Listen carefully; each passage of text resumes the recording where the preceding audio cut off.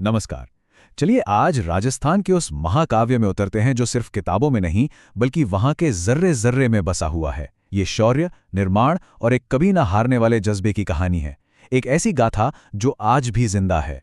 और कहानी की शुरुआत होती है इसी एक दमदार विचार से।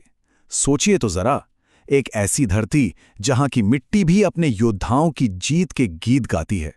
ये सिर्फ कोई कहावत नहीं है, ये राजस्थान की आत्मा की आवाज है। तो सबसे पहले बात करते हैं इसके शानदार इतिहास की। कहते हैं यहां पत्थर भी बोलते हैं, और ये कोई मजाक नहीं है। हजारों साल पुरानी चट्टानों पर बनी तस्वीरों से लेकर आसमान छूते आलीशान महलों तक हर चीज की अपनी एक कहानी है जो सुनने वाले का इंतजार कर रही है। लेकिन एक मिनट, अगर कोई ये सोच रहा है कि राजस्थान का मतलब सिर्फ लड़ाई और जंग है, तो ये तस्वीर का सिर्फ एक पहलू है। यहां तलवारों की टंटनाहट के साथ साथ भक्ति का मीठा संगीत भी गूंजता है। ये युद्ध और कला का, हिम्मत और संस्कृति का एक कमाल का संगम है। तो सवाल ये उठता है कि आखिर ये कहानी शुरू कहां से होती है? और इसका जवाब थोड़ा हैरान करने वाला है। मशहूर राजपूत वंशों के इतिहास में आने से भी हजारों साल पहले ये जमीन प्राचीन सभ्यताओं का घर थी। जरा सोचिए, हम वक्त में कितना पीछे जा रहे हैं। पाषाण काल यानी स्टोन एज में, जब इंसान लूनी नदी के किनारे अपनी पहली बस्तियां बसा रहा था। फिर हजारों साल गुजरे, मध्य पाषाण काल में बागौर जैसी जगहों पर तकनीक ने करवट ली। और फिर आया सिंधु घाटी सभ्यता का वो दौर, जब कालीबंगा जैसे बड़े बड़े शहर बसे, जहां दुनिया के सबसे पुराने जुते हुए खेत मिले हैं। यही वो गहरी जड़ें हैं जिस पर आज का राजस्थान खड़ा है। और फिर इसी जमीन पर इतिहास के मंच पर एंट्री होती है उन महान योद्धा वंशों की, जिन्होंने आने वाली कई सदियों के लिए इस धरती की तकदीर लिख दी, राजपूत। लेकिन ये राजपूत थे कौन, और इससे भी बड़ा सवाल, ये आए कहां से थे? देखिए, ये एक ऐसी ऐतिहासिक पहेली है जिस पर आज भी जोरदार बहस होती है, और इसके जवाब एक से बढ़कर एक दिलचस्प हैं। उनकी शुरुआत को लेकर एक नहीं बल्कि 4 अलग अलग थियरीज हैं। एक कहानी कहती है कि वो ऋषि वशिष्ठ के पवित्र यज्ञ की आग से पैदा हुए अग्निवंशीय थे। दूसरी मानती है कि वो पुराने वैदिक क्षत्रियों के ही वंशज हैं, यानी सूर्यवंशी या चंद्रवंशी। एक तीसरी थियोरी है जो थोड़ी कंट्रोवर्शियल है, वो उन्हें शक जैसी विदेशी जातियों से जोड़ती है। और चौथी थियोरी तो कुछ वंशों की जड़ें ब्राह्मणों में बताती है। सोचिए, एक ही वंश और पहचान को लेकर कितने अलग अलग नजरिए। यही बात तो इस इतिहास को इतना मजेदार बनाती है। खैर, उनकी उत्पत्ति चाहे जो भी हो, एक बात तो पक्की है, उनकी विरासत 2 मजबूत खंभों पर खड़ी है। एक है शौर्य और दूसरा है निर्माण। बस यही उनकी पूरी कहानी का निचोड़ है। इसे ऐसे समझिए, एक ऐसी विरासत जिसे फौलाद से भी घड़ा गया और पत्थर से भी।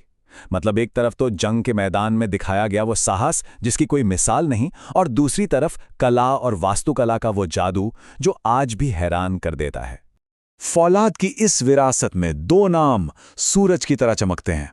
पहले हिंदूपत राणा सांगा, जिनके शरीर पर कहते हैं अनगिनत लड़ाइयों के 80 घाव थे। और दूसरे महाराणा प्रताप, वो योद्धा जिसने एक बहुत बड़ी सल्तनत के आगे सिर झुकाने से साफ इनकार कर दिया और मेवाड़ की आज़ादी के लिए अपना सब कुछ दांव पर लगा दिया। इतिहासकार कर्नल जेम्स टॉड ने इस हिम्मत को क्या खूब बयां किया है। उन्होंने हल्दी घाटी की लड़ाई की तुलना ग्रीस की मशहूर थर्मोपाइली की लड़ाई से की। इसका मतलब है मुट्ठी भर जांबाजों का एक बहुत बड़ी सेना के खिलाफ वीरता का वो महाकाव्य जो इतिहास में अमर हो गया। लेकिन क्या ये सब सिर्फ जंग और लड़ाई के बारे में ही था? नहीं, बिल्कुल नहीं। फौलाद के साथ साथ पत्थर की विरासत भी उतनी ही महान थी। पत्थर की इस विरासत में सबसे पहले नाम आता है राणा कुंभा का। वो एक महान योद्धा तो थे ही, पर उन्होंने अपनी जीत का जश्न मनाने के लिए शानदार विजय स्तंभ बनवाया और 32 मजबूत किलों की एक पूरी लाइन खड़ी कर दी। और फिर थे सवाई जयसिंह द्वितीय, एक ऐसे राजा जिनकी नजरें जमीन पर नहीं बल्कि आसमान के तारों पर थीं। उन्होंने जयपुर जैसा मॉडर्न शहर बसाया और विज्ञान को आगे बढ़ाने के लिए 5 बड़ी बड़ी ऑब्जर्वेटरीज यानी जंतर मंतर बनवाए। 5, जरा सोचिए, उस जमाने में 5 खगोलीय वेधशालाएं बनवाना कोई छोटी मोटी बात नहीं थी।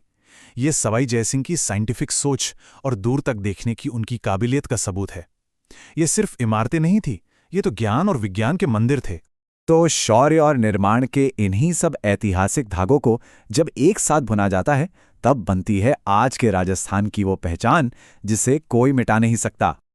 और ये विरासत सिर्फ इतिहास के पन्नों में कैद नहीं है, ये आज भी सांस लेती है। यहाँ के बड़े बड़े किले आज भी अपने हीरो की कहानियां सुनाते हैं। मंदिरों की दीवारों पर आज भी कला जिंदा है। और इन सब से ऊपर हिम्मत और सम्मान की वो भावना, वो आज भी यहाँ के लोगों के दिलों में धड़कती है। तो आखिर में सवाल यही रह जाता है, राजस्थान को क्या चीज परिभाषित करती है, फौलाद की विरासत या पत्थर की? शायद सही जवाब यह है कि ये दोनों एक दूसरे से अलग हैं ही नहीं। फौलाद ने पत्थर की हिफाजत की और पत्थर ने फौलाद की कहानी को हमेशा के लिए अमर कर दिया। सच तो यह है कि एक के बिना दूसरा अधूरा है।